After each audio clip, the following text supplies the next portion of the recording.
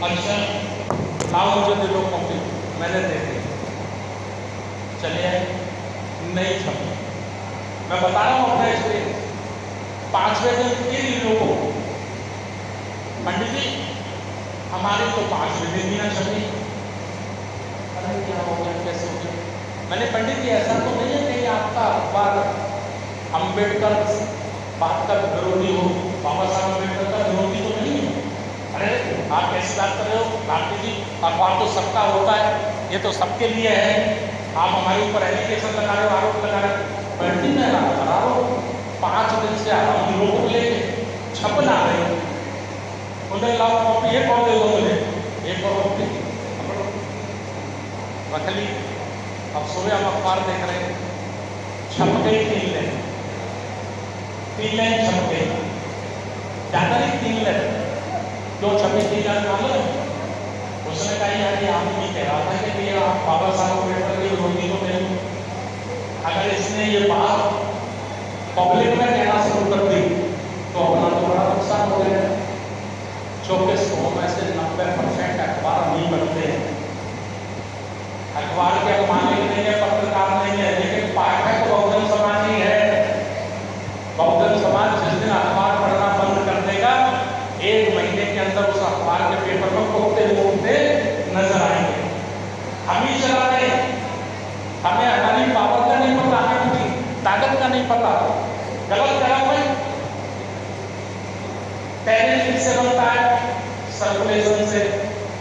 इस अखबार का कितना पेपर ज्यादा बिकता है उतना ही महंगा विज्ञापन, है ना? सर्कुलेशन किससे बनता है?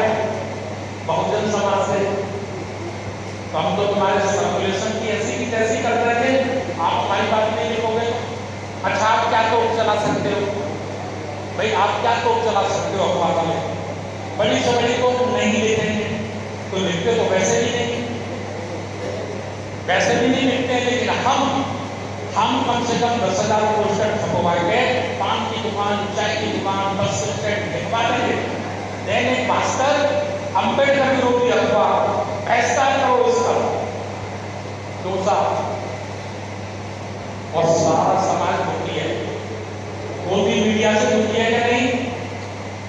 आग लगना चाहती है, आग लगना चाहती है कि नहीं? मोदी मीडिया के खिलाफ लगना चाहती है ना? बस कोई 20 लाइन लगाने वाला होना चाहिए। कहाँ भी जाएंगे भैया, ये राष्ट्रीय और महासभा वालों को मैनेज करते चलो। जाटव साहब यकीन के साथ करो, इनका लिख दिया करो यार, थोड़ा बहुत देते हैं, काट पीट के लिख दिया करो। क्यों? जैसे अमर उजाला निकलता है यात्रा में, दैनिक जागरण, हिंदुस्तान, ये 3 अखबारों को हमारे समाज के 100% लोग पढ़ते हैं, समझ रहे नहीं? कम से कम 20 लाख लोग पढ़ते हैं। 4 लाइन भी लिख गए तो 20 लाख लोगों ने पढ़ रहे। अंडर कंट्रोल, अंडर इंप्रेशन, हमें हमारी शक्ति का इस्तेमाल करके हमें अपने बड़े से बड़े विरोधी को भी मजबूर करना है। हम जानते हुए मन से नहीं लिखेंगे, हम लिखने के लिए उनको मजबूर करेंगे। यही संगठन की शक्ति होती है, होती क्या नहीं होती?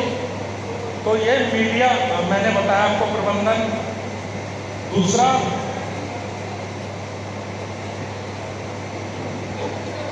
प्रशासन से, प्रशासन होगा ना, प्रशासन से अच्छे संबंध स्थापित करो। जैसे आपके क्षेत्र का कोई थाना है, ठीक है, या डीएसपी है, नया डीएसपी आया, एक मिठाई का डिब्बा लो, एक फूल माला ले लो, 5 लोग 10 लोग, साहब नमस्कार, आपने हमारे क्षेत्र का चार्ज लिया है साहब, हम आपका वेलकम करते हैं, ये आपको फूल और ये आपके लिए मिठाई, और साहब हमारे लायक कभी कोई काम पड़े तो बताना, हम ये हैं विजिटिंग कार्ड। मैं RS कैडर, संभाग अध्यक्ष, राष्ट्रीय बहुत महासभा, समझते हैं? तो पहचान स्थापित हो गई उससे, उसको थोड़ा अच्छा भी लगा। कि तो क्या राष्ट्रीय बहुत महासभा के लोग आए, इन्होंने मेरा स्वागत किया। अब यहाँ विचारधारा की बात नहीं हो रही, विचारधारा उसकी दूसरी होगी, गारंटी से दूसरी होगी। यहाँ पर्सनल संबंध स्थापित करने की बात हो रही है ना। फिर कोई काम पड़ गया, कोई समस्या आ गई, 10 लोग चले जाओ, नमस्ते सर, हाँ नमस्ते भैया, सर हम आए थे ना जब आपकी कुर्सी, अच्छा अच्छा, अरे डॉक्टर साहब आप बैठे, अरे बहरा है, हाँ बेटा पानी पिलाओ सब लोगों को। क्या काम पड़ गया, ये साहब बहुत गरीब आदमी है, इसके साथ ही अन्याय होता है, न्याय कर दो साहब। समझ रहे, भाषा शैली बहुत प्रभावित करती है। आपको बता रहा हूं, आपकी शब्दावली में वो शब्द होने चाहिए कि पत्थर भी पिघल जाए, ब्रिलियंट ऑफ माइंड, समझ रहे नहीं। तो इस तरह से उनको करना है। आगे लिखिए धन प्रबंधन। हमारी बात धन के अभाव में बिगड़ी है ना। धन के अभाव के कारण हमारा मूवमेंट रुका है, मिटा है, बर्बाद हुआ है।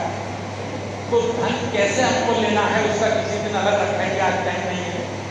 धन प्रबंधन। आगे लिखिए बैठकें आयोजित करना। 10 लोगों की बैठक करो, 5 लोगों की बैठक करो, 20 लोगों की बैठक करो प्रत्येक दिन, और प्रत्येक दिन नहीं तो सप्ताह में एक दिन तो जरूर किसी ना किसी कॉलोनी में, किसी ना किसी कस्बे में, किसी ना किसी गांव में बैठक होनी चाहिए, पहले से तय करके। इसके आगे है अवसर पैदा करना। अवसर जैसे हमें पूरे भारत को बौद्धमय बनाना है, राष्ट्रीय बौद्ध महासभा को भारत का 1 नंबर का संगठन बनाना है, ठीक है ना। तो अवसर हमें समाज के बीच में इसको लेके जाने का मौका देते हैं। तो अभी हमको एक अवसर मिला, बहुत बड़ा अवसर है, बौद्ध गया महाबोधि ज्ञान मुक्त करो, मुक्त करो, ये अवसर है हमारे बीच में, है ना। तो इससे पर्चे छपा के गाँव को बांटो, प्रचार करो, इसी को लेके मीटिंग करो। भैया देखो, मस्जिद मुसलमान की, मंदिर हिंदू का, गिरजाघर क्रिश्चियन का, गुरुद्वारा सिखों का, तो बुद्ध विहार किसका, बुद्ध विहार किसका, बौद्धों का हुआ कि नहीं हुआ, तो हमको मिलना चाहिए कि नहीं मिलना चाहिए। सरकारें नहीं दे रही है भाई, संगठित होगा, ठीक है, ये काम करो। इसके आगे है अभी जनगणना शुरू होने वाली है। जनगणना में एक धर्म का कॉलम आएगा। सब में इतनी चेतना पैदा कर दो, लाखों पर्चे छोटे छोटे छपा दो, गांव बटा दो कि जैसे ही धर्म का कॉलम आए हमको बौद्ध लिखना है। हमको क्या लिखना है? बौद्ध लिखना है। और एक सावधानी बरतना, जो लिखने वाला अधिकारी होगा ना, वो पेंसिल से ना लिखे, पेंसिल से ना लिखे। वो करते क्या है, वो तुम्हारे सामने पेंसिल से लिख लेंगे, और जब जाएंगे वो बैठेंगे कहीं तो उसको मिटा देंगे, फिर पेन से हिंदू लिख देंगे। तो ये चालाकी दिखाते हैं आरएसएस के लोग, जो वहाँ की ट्रेनिंग लेके आते हैं। तो हमें पेंसिल से नहीं लिखना है, पेन से लिखवाना, पेन से लिखो, ठीक है। आखिरी है वोटर लिस्ट। अब पूरे देश में मनुवाद और अम्बेडकरवाद के बीच में ये युद्ध हो गया है। मनुवाद के लोग जितना ज्यादा से ज्यादा हो रहे हैं, वो अम्बेडकर विचारधारा के वोटों को कटाने में लगे। अम्बेडकर विचारधारा के वोट कटाओ और मनुवाद की विचारधारा के वोट बढ़ाओ। ये महाराष्ट्र में हुआ। 88 लाख वोट उन्होंने मनुवादियों के जोड़े और 45 लाख उन्होंने अम्बेडकरवादियों के काटे। ये दिल्ली में हुआ। दिल्ली में 25-30 लाख वोट उन्होंने अपने जोड़े और हमारे काटे। तो इस पे ऐसा नहीं सोचना ये तो राजनीति का काम है, ये तो जो चुनाव लड़ेगा वो देखेगा यार हम क्यों करें। चुनाव लंगड़ा लड़ेगा, अंधा लड़ेगा, बहरा लड़ेगा, हम नहीं जानते कौन लड़ेगा। हमारा वोट प्रतिशत ज्यादा होना चाहिए, और वो जब भी होगा जब वोटर लिस्ट में होगा। ये तो उस वक्त देखेंगे हमें वोट किसको देना है, ठीक है ना। जो संविधान की रक्षा करेगा, जो लोकतंत्र की रक्षा करेगा, जो हमारे अधिकारों को हमें देगा और जो बाबा साहब डॉक्टर अम्बेडकर की विचारधारा को विधानसभा और संसद में लेके जाएगा, उसको वोट देंगे, ठीक है। कोई कंफ्यूजन, लेकिन देंगे तो जब वोटर लिस्ट में होगा, वोटर लिस्ट में नहीं होगा तो कहां से देंगे। तो ये कुछ बातें हैं जो खास मैंने आपके बीच में रखी। 4:30 बजने को है और पुनः फिर एक बात कहता हूं मैं, एक बार सुखद आंदोलन और दुखद आंदोलन, अगर सुखी जीवन जीकर आंदोलन करना चाहते हो तो कामयाबी आपको मिलेगी, लिखा के ले लो मुझसे। और तब कर दो मुसीबत सहकर संघर्ष करना चाहते हो तो दुनिया के कोई ताकत आपको कामयाब होने से नहीं रोक सकेगी। हम जो आज काम कर रहे हैं अपने लिए नहीं कर रहे, आप लोग भी अपने लिए नहीं कर रहे, तो किसके लिए कर रहे हैं? अपने बच्चों के लिए कर रहे हैं। हम आज कुर्बानी देंगे, हम आज त्याग करेंगे तो इसका फायदा हमारे बच्चों को मिलेगा। महात्मा ज्योतिराव फुले ने, छत्रपति साहू जी महाराज ने, संत रविदास ने, संत कबीर ने और बाबा साहब डॉक्टर अम्बेडकर ने कुर्बानी दी। तब जैसे जूता बनाने वाले को उत्तर प्रदेश की विधान परिषद सबसे बड़े सदन में 12 बरस तक उसका विधायक बनकर बैठने का मौका मिला। हमारी बहन मायावती जी को, एक दलित की बेटी को, जिसकी बीड़ी के धुआं से लोग नफरत करते थे, उस लाडली की बहन को भारत के सबसे बड़े राज्य का 4 बार मुख्यमंत्री बनने का मौका मिला। हमारी हैसियत नहीं थी अगर हमारे महापुरुषों ने कुर्बानी ना दी होगी।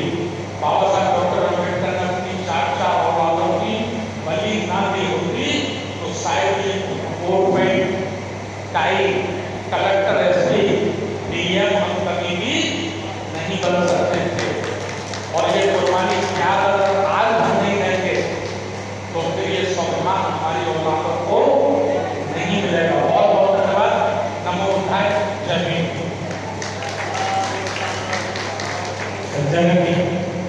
10 मिनट बैठिए सब लोग, 10 मिनट कोई नहीं जाएंगे, केवल घड़ी चल रहा है 10 मिनट। अध्यक्ष जी अपना आभार व्यक्त करेंगे आपका, फिर हम लोग